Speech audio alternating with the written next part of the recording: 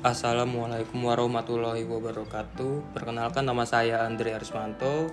Pada kali ini saya ingin menjelaskan interferensi morfologi pada rubrik gagasan koran Solo Post sebagai bahan ajar analisis artikel opini di SMA.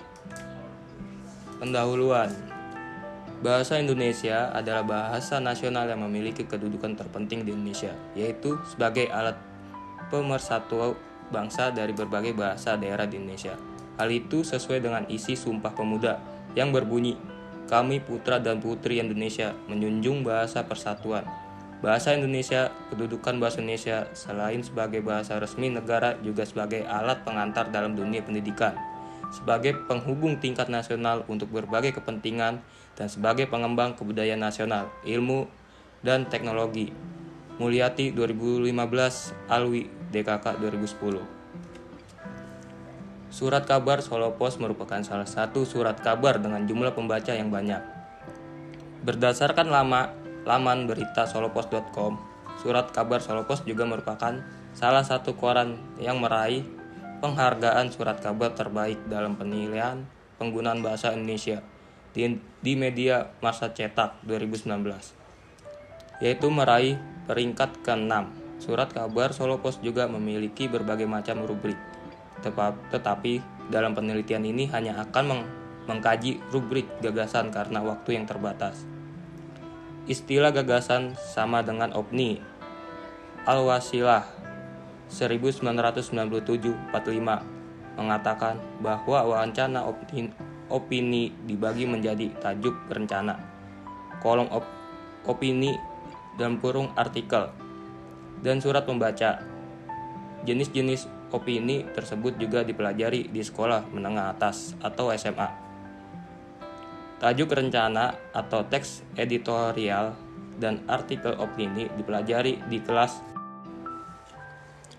Tajuk rencana atau teks editorial dan artikel opini dipelajari di kelas 12.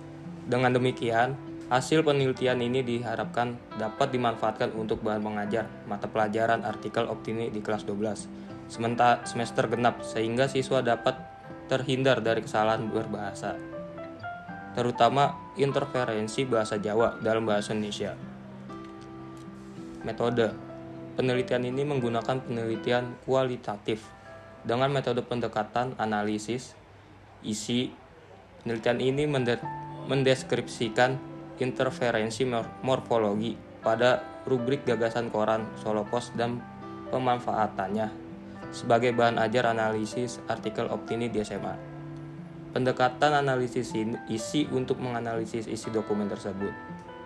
Data terkait interferensi morfologi dalam penelitian ini bersumber dari rubrik gagasan koran Solo Post edisi November sampai Desember 2019. Sedangkan faktor penyebab interferensi bersumber dari jurnalis rubrik gagasan koran Solo Post dan penulis serta pembaca koran Solo Post.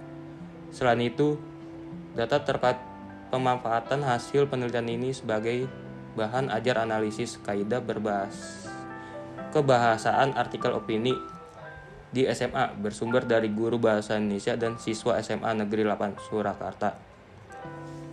Teknik pengambilan sampel dalam penelitian ini menggunakan teknik purposive sampling. Pembahasan interferensi morfologi bahasa Jawa ke dalam bahasa Indonesia pada rubrik gagasan koran Solo Post dikelompokkan menjadi 4, yaitu penggunaan prefiks (n), penggunaan sufiks (an), penggunaan reduplikasi, dan penghilangan afiks. Selain itu, hasil penelitian ini juga mendeskripsikan terkait faktor penyebab interferensi morfologi pada tuturan bahasa Indonesia. Hasil penelitian ini juga dapat dimanfaatkan dalam pembelajaran berbahasa di sekolah karena interferensi dapat terjadi dalam situasi formal. Interferensi morfologi. Berikut disajikan data dan pembahasan terkait interferensi morfologi yang terdapat pada rubrik gagasan Solo Post edisi November sampai Desember 2019. Tipe 1 penggunaan prefiks, tipe 2 penggunaan sufiks. Tipe 3 penggunaan reduplikasi atau kata ulang. Tipe 4 penghilangan afiks, dan tipe 5 pertukaran sufiks. Bahasa Jawa ke dalam sufiksnya. Bahasa Indonesia sufiksnya. Bahasa Indonesia sejajar dengan sufiks atau ne bahasa Indonesia. Faktor penyebab interferensi. Terdapat 5 faktor penyebab interferensi morfologi bahasa Jawa ke dalam bahasa Indonesia pada rubrik Gagasan Harian Solo Pos edisi November sampai Desember 2019. Faktor tersebut adalah 1. Kebebasan bahasa tulis ragam jurnalistik. 2. Kebiasaan penulis. 3. Penulis kurang memahami interferensi bahasa dan kaidah kebahasaan. 4. Penguasaan kosakata penulis sedikit. Dan 5. Peneliti dan penyuting kurang teliti. Pemanfaatan hasil penelitian sebagai bahan ajar analisis artikel opini di SMA. 1. Mengamati objek. 2. Mengidentifikasi masalah. 3. Mengumpulkan data. 4. Mengolah data. 5. Menverifikasi data. Dan 6. Menarik simpulan. Adapun model pembelajaran yang tepat untuk memanfaatkan hasil penelitian ini dalam pembelajaran artikel opini adalah model discovery learning. Penerapan model discovery learning tersebut diharapkan dapat memotivasi belajar siswa dan lebih berpikir kritis. Sekian presentasi dari saya, kurang lebihnya mohon maaf. Assalamualaikum warahmatullahi wabarakatuh.